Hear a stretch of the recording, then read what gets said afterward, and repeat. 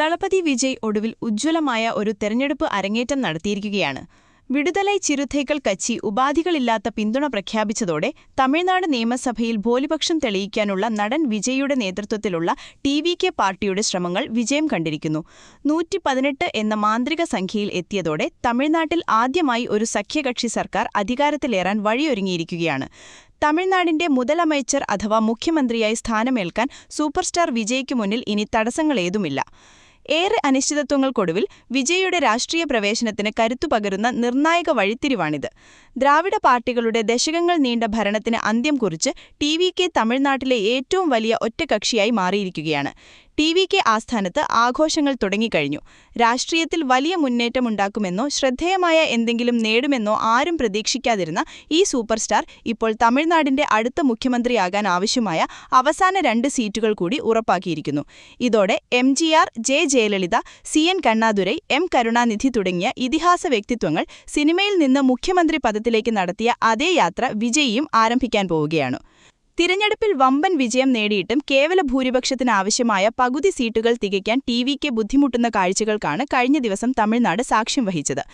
ഏറെ നാടകീയതകൾക്കൊടുവിലാണ് വി.സി.കെ വിജയ്യുടെ പാർട്ടിക്ക് പിന്തുണ പ്രഖ്യാപിച്ചത്.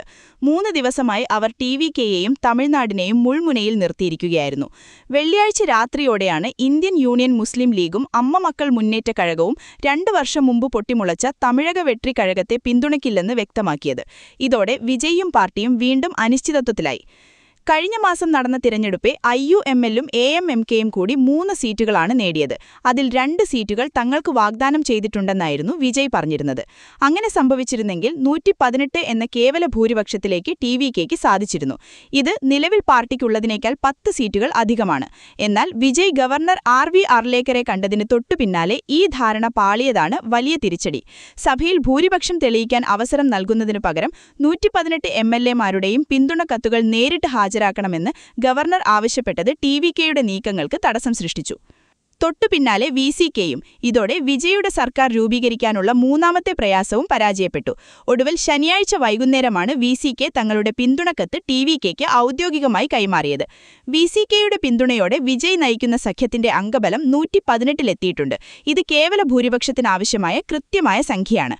തമിഴ്നാട്ടിൽ സുസ്ഥിരവും ജനാധിപത്യപരവുമായ ഒരു സർക്കാർ ഉറപ്പാക്കാനാണ് വിജയ്യെ പിന്തുണയ്ക്കാൻ തീരുമാനിച്ചതെന്നാണ് വി.സി.കെയുടെ പിന്തുണക്കത്തിൽ വ്യക്തമാക്കുന്നത്. ഗവർണർ ആർ.വി. അർലേക്കർക്ക് വി.സി.കെ നിയമസഭാ നേതാവ് വണ്ണി അരസു നൽകിയ കത്തിൽ പാർട്ടി പ്രസിഡന്റ് ഡോക്ടർ തോൾ തിരുമാവളത്തിന്റെ നിർദ്ദേശപ്രകാരം തങ്ങളുടെ 2 എം.എൽ.എമാരുടെയും പിന്തുണ സി. ജോസഫ് വിജയ്ക്ക് നൽകുന്നതായാണ് രേഖപ്പെടുത്തിയിരിക്കുന്നത്. വിജയ് ഇനി 118 എം.എൽ.എമാരുടെയും പിന്തുണ കത്തുകൾ ഗവർണർക്ക് കൈമാറുകയും സർക്കാർ രൂപീകരിക്കാൻ അവകാശമുന്നയിക്കുകയും ചെയ്യും.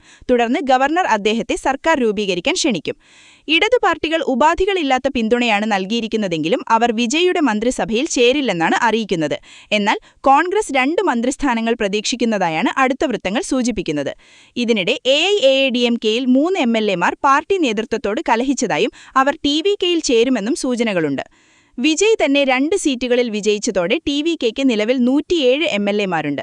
ഈ തിരഞ്ഞെടുപ്പിൽ ഡി.എം.കെയ്ക്ക് 59 സീറ്റുകളും എ.ഐ.എ.ഡി.എം.കെയ്ക്ക് 47 സീറ്റുകളും മാത്രമേ ലഭിച്ചു.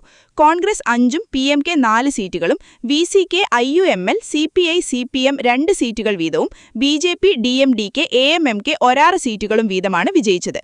ബുധനാഴ്ച മുതൽ നേരിടേണ്ടി വന്ന അനവധി അനിശ്ചിതത്വങ്ങൾക്കൊടുവിൽ ടി.വി.കെ തമിഴക രാഷ്ട്രീയത്തിൽ ഒരു പുതിയ ശക്തിയായി ഉയർന്നുവരുന്ന കാഴ്ചയ്ക്കാണ് ഇപ്പോൾ ദ്രാവിഡനാട് സാക്ഷ്യം വഹിക്കുന്നത്. ഈ തിരഞ്ഞെടുപ്പിലെ സൂപ്പർസ്റ്റാർ വിജയും ടി.വി.കെയും തന്നെയാണ്.